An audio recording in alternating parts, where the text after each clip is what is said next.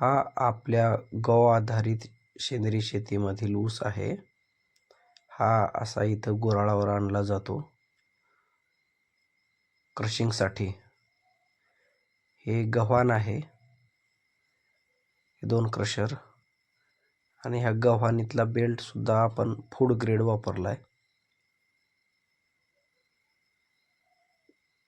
इथं 2दा क्रशिंग होतं आणि ही रसाची टाकी जी आहे ती स्टेनलेस स्टीलची आहे. फूड ग्रेड मटेरियलमध्ये आपण हिला बनवले. 304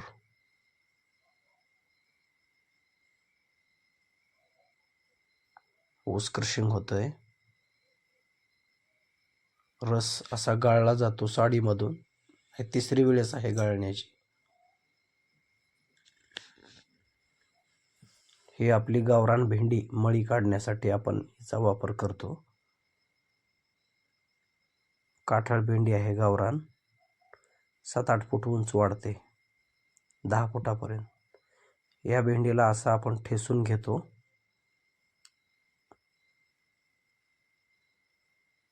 एकदम मऊ. आणि असं ठेसून झाल्यानंतर असं पाण्यामध्ये याला व्यवस्थित भिजवून घुसळून असा रस काढला जातो आणि असा ऊसाच्या रसामध्ये टाकला जातो. मळी काढल्यानंतर स्वच्छ रस शिजल्यानंतर हा असा दिसतो. यानंतर हा असा चाळणीमधून गाळून आपण गूळ वाफ्यामध्ये घेतो एकदम स्वच्छ पद्धतीनं. हा बघा. आणि हा वाफा पण याला ग्रेनाइट लावलेला आहे. कसलाही खडा काडी कचरा आतमध्ये जाणार नाही.